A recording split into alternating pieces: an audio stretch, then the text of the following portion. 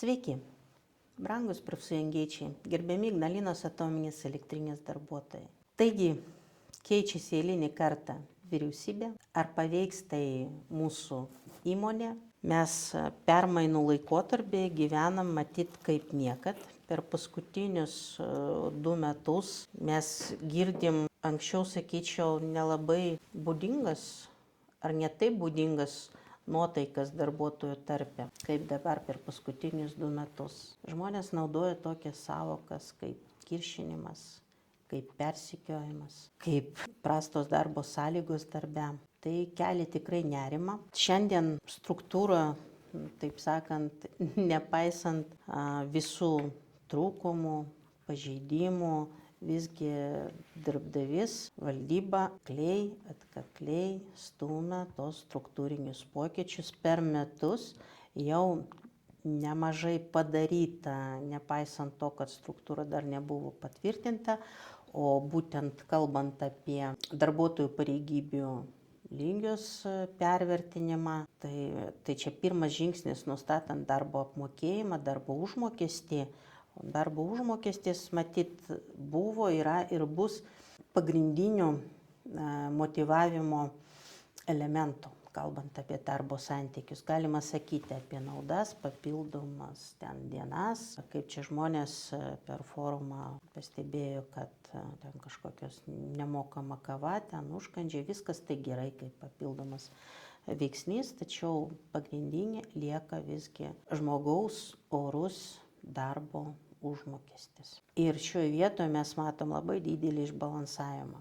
Tai kai mes girdim iš darbdavio, iš vadovo, kad 1300 eurų vairuotojui, tai čia yra normali rinkos kaina, labai abejoju, kadangi vairuotojas su 1300 čia bruto išėjus iš darbo, jis savo nesunkiai susiras darbą kaip specialistas, kaip kvalifikuotas darbuotojas. Dabar pažiūrėsim į managementą vadinamąjį. Ar tikrai Vilniaus ofise šiai dienai įmonė uždaroma Visagine? Vilniaus ofise šiai dienai dirba 69 žmonės. Dar 4 ieškom. Ar tikrai virš 70 žmonių reikia Vilniaus ofise? Ar tie žmonės, kiekvienas jų, kiekvieną dieną komunikuoja su ministerijom, su kitom institucijom? Tikrai labai abejoju. Bet tai yra Lietuvos biudžeto pinigai. Vilniaus ofisas išlaikomas iš Lietuvos biudžeto išimtinai. Iš 69 darbuotojų pažiūrim toliau. Tai mes suskaičiavom, kad apie 37. Tai yra vadovai ekspertai. Daugiau nei pusė. Ar tai tikrai normalu? Ar tai niekam nekelia jokių klausimų dėl to? Mūsų žmonėm, darbuotojam daugumą, tai tikrai kelia klausimų.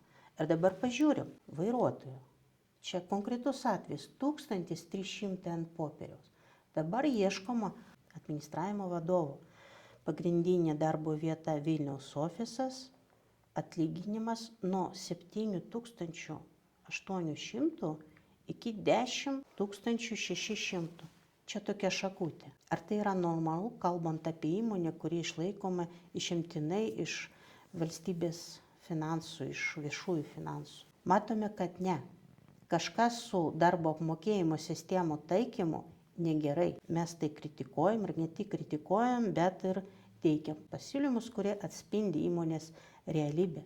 Juk šaltkalvis, operatorius, tai čia tos pareigybės, į kurias įmonė nesugeba pritraukti žmonių, nesugeba jos motyvuoti per darbo užmokestį. Tai kalbant apie paskutinių metų aktualijas, tai erzinantis veiksnys, darbuotojus erzinantis veiksnys, agresyvus, toksai agresyvi reklama, štaip sakyčiau. Tai ką tai reiškia? Tai iš tikrųjų yra 2 projektai papildomi prie Ignalinos programos, su kurios vystomės. Mes matome, kad Ignalinos programos sąskaita, kadangi šita programa pagrindinė, kaip mūsų Lietuvos įsipareigojimas prieš Europos komisiją, užmesta. Mes matom, kad iš dalies užmesta, kad tai reiškia, kad tai gali būti pasiekmės, kalbant apie sekančią finansinę perspektyvą. Ir šioje vietoje mes matom, kad valdyba, direktorius įmonės arba kratosi atsakomybės, ar tai čia sąmoningas toksai veiksmas ir su kuo jis suderintas yra, kokio lygmens palaimintas. Tai dar 2019 metais vienas buvęs aukštas prokuroras kėlė klausimą ir dėl uždaromos Ignalinos atominės elektrinės, kalbant apie viešųjų finansų valdymą, apie viešuosius pirkimus. Mes savo ruožtu dar prieš 2 metus kreipėmės ir į žiniasklaidą dėl personalo valdymo problemų. Niekus neišnyko, tik tai paūmėjo. Direktorius šiandien džiaugiasi, kad viešai džiaugiasi, kad pradėjo žmonės vartoti rusų kalbą. Ar tai tikrai kažką tai lemia? Mes tai džiaugiamės, kad daugiau pradėjo žmonės naudoti valstybinę lietuvių kalbą. Bet tai nėra direktorius ir valdybos nuopelnas. Tai čia yra valstybės institucijų, tai čia yra natūralus procesas. Ir įmoniai visuomet, kaip ir mūsų Visagine ir šiame regione, žmonės naudoja ne vieną kalbą. Ir lietuvių galima išgirsti, ir rusų, ir anglų, ir ukrainiečių, ir kitas kalbas. Ir tą klausimą išryškinti, tai labai plona, žinokite, riba, nuo kurios prasideda nereikalinga įtampa. O įmonės vadovas turi užsiimti, manome, nekiršinimu darbuotojų, žmonių tarpusavėje, ar tai dėl kalbos, ar tai dėl darbo vietos Vilniuje ar Visagine, turi vienyti ir rūpintis, kad įmonė veiktų efektyviai. Tam žmonės turi būti motyvuoti. Ir šiandien nedėrėtų slėptis nuo profesinės sąjungos, į kurią žmonės kreipiasi ir ieško atsakymų. Juk ne faktas, kad žmonės sutiks su, pavyzdžiui, keičiamos pareigybės instrukcijos. Pareigybinė instrukcija tai yra būtinoji darbo sutarties sąlyga.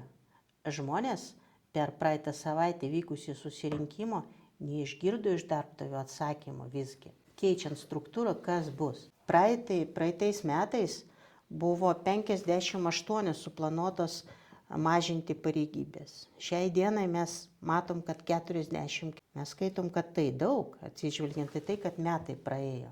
Už tų pareigybių yra konkretus žmonės.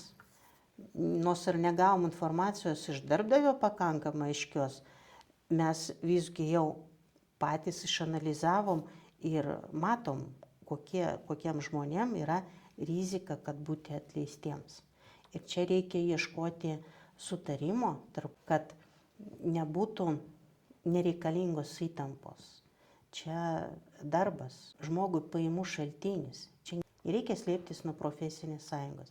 Reikia sėsti prie bendro stalo, ieškoti bendrų sprendimų. Mums tai ne pirmas struktūrinis pokytis. Buvo jų ir ženklesnių negu dabar. Ir buvo pagrįstų. Šiai dienai klausimų yra daug. Todėl mes darbdavį visgi kviečiam draugauti su profesinė sąjunga. Mes turim pasiūlymų. Mes turim matymą, kaip visgi išeiti gražiai iš šitos situacijos oriai. Nereikia slėptis nuo problemų. O iš naujos vyriausybės mes laukiame visgi ir padidinto dėmesio, atsižvelgiant į mūsų ir pasiūlymus. Mes juos artimiausių metų atnaujinsim ir pateiksim. Vėl priminsim ir mūsų rezoliuciją, pasiūlymus ir dėl audito, ir dėl valdymo. Ir laukiam gerų žinių.